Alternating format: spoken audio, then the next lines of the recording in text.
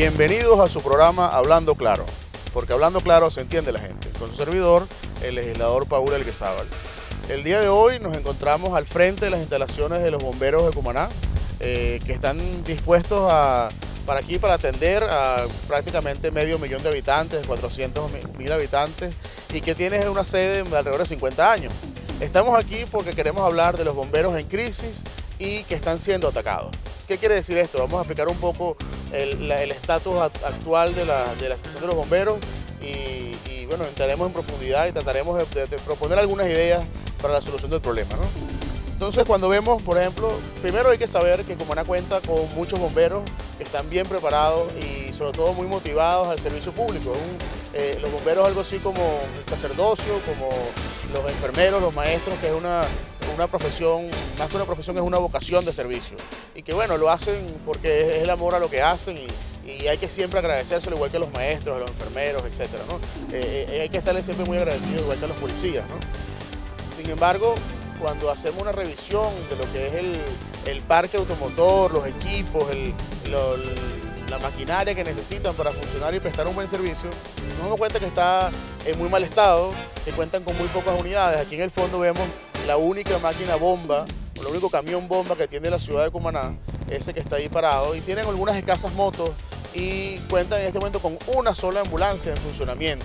Tienen en el sector del aeropuerto, de los alrededores del aeropuerto de Cumaná, un cementerio de equipos, de camiones, de ambulancias, que han caído en total estado de deterioro por la falta de mantenimiento y bueno, múltiples accidentes que no fueron reparados en su momento y los equipos han venido menos.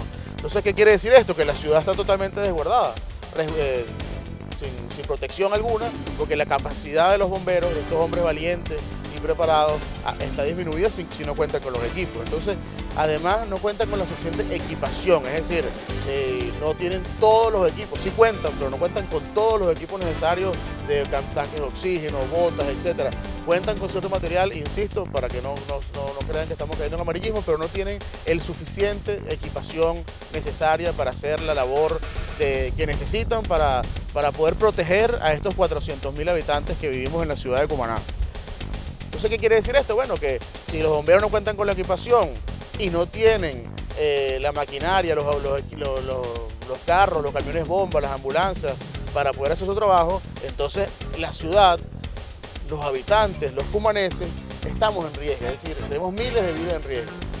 ¿Cuál es la razón de la situación actual? Bueno, primero, por supuesto que hay un presupuesto escaso. El municipio tiene dispuesto muy pocos recursos para la atención de los bomberos y es la situación que estamos viendo por la cual no hay equipos, por la cual no hay inversión. Vemos que hay una gerencia que no está preparada para asumir este cargo que atañe de mucho mano izquierda, de mucha capacidad gerencial para manejar una economía de recursos escasos, para manejar una situación con escasez de productos, de insumos para los equipos, de repuestos, etc. Y bueno, pareciera que la gerencia actual no cuenta con la capacidad para resolver el problema.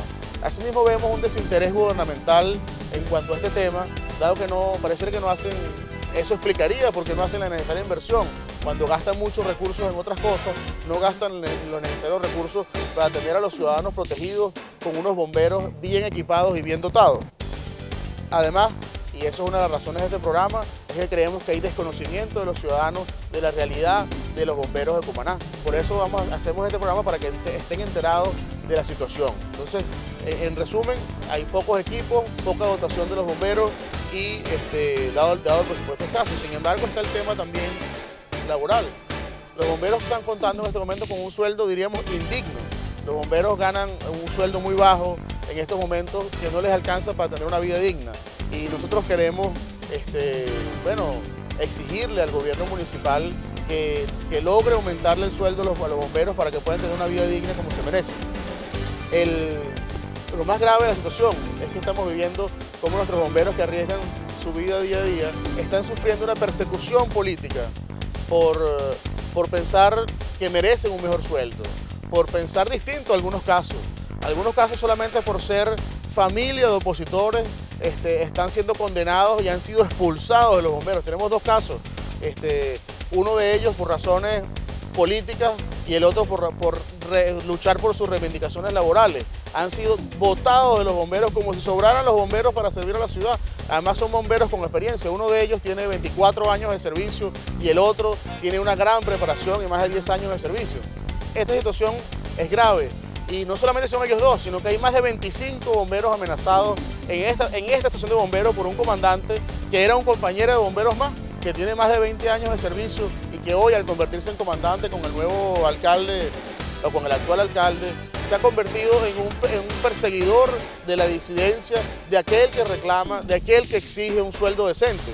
Eso tenemos que reclamarlo. Además, que es que los bomberos de Cumaná, cuando sufre un accidente, la unidad que está manejando, dígase moto, ambulancia, patrulla, camión bomba, el mismo bombero que la estaba manejando es obligado a pagar la reparación. Explíquenme ustedes si con un sueldo miserable, un sueldo indigno que ganan los bomberos, puede cubrir el costo de reparar una ambulancia o reparar una moto. No puede, es imposible con los costos de hoy en día.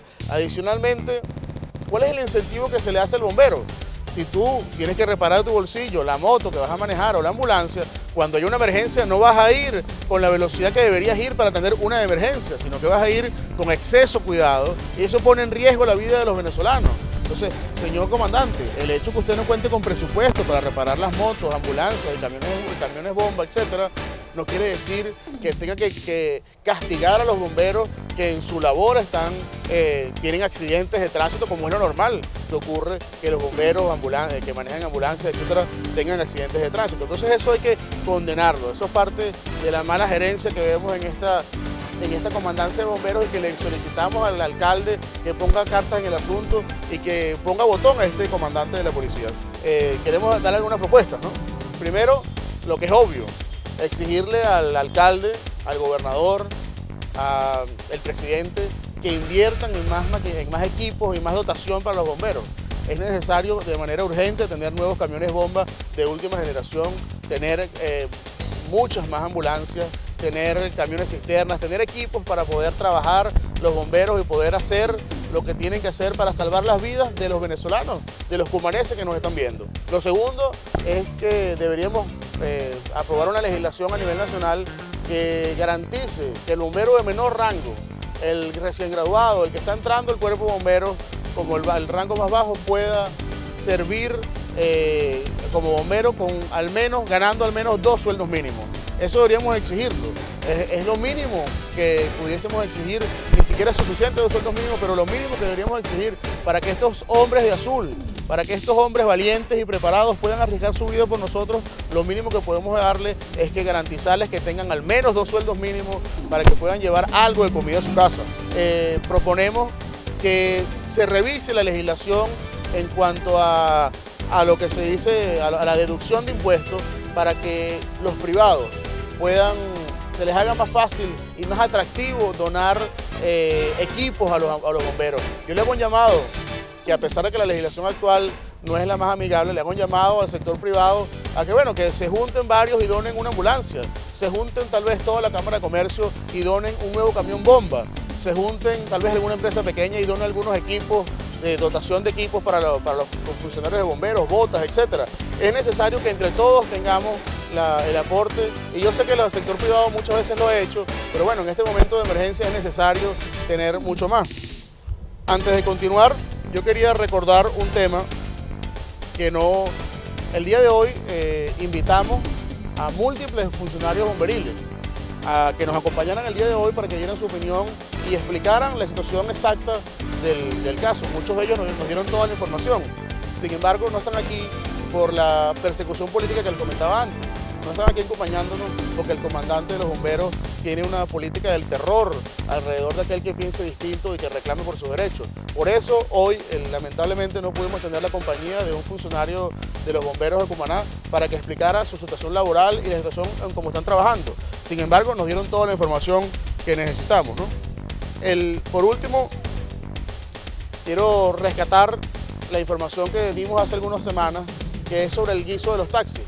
Con lo que se guisaron de los taxis, es decir, 340 millones de dólares alcanzaría para comprar todas las ambulancias que hagan falta en el estado Sucre y cuidado si no en toda Venezuela, de hecho en toda Venezuela, porque cada una ambulancia puede costar $50.000, tendríamos muchísimas ambulancias, miles de ambulancias, suficiente para darle las ambulancias que necesita Venezuela. Tendríamos suficiente para comprar los camiones bombas necesarios como ese que está ahí, suficiente para atender a todo Venezuela, para atender uno en Comanacoa, uno en Chariaco, uno en todos los sitios donde haga falta para poder mantener y cuidar a los sucrenses. Lamentablemente, en Venezuela se protege más bien al compañero boliburgués que está guisando y que se roba los reales de los venezolanos y no se invierte en los venezolanos para que tengamos la protección necesaria. Por último, les recuerdo, amigos, que la única manera de que logremos un país mejor es que seamos ciudadanos activos, de que podamos entre todos convertir el país en lo que queremos. Un país con ciudadanos activos es la única manera en que resolveremos los problemas. Ciudadanos activos que se hacen bomberos, o se hacen policías como los que están allá, o se hacen maestros, o se hacen dirigentes comunitarios, se hacen sindicalistas. Ciudadanos activos que hacen vida en su comunidad por resolver los problemas de la comunidad, o simplemente también, quien no, se incorporan a la política. Entonces, el llamado es que seamos ciudadanos activos, que no nos quedemos en nuestra casa esperando que los demás resuelvan por nosotros. Siendo ciudadanos activos lograremos tener un mejor país, una mejor ciudad y un mejor estado. Bueno, esto es todo por el día de hoy. Espero que hayan disfrutado de otro programa Hablando Claro, porque hablando claro se entiende la gente, con su servidor, el legislador Paul Elguezaba. Muchas gracias.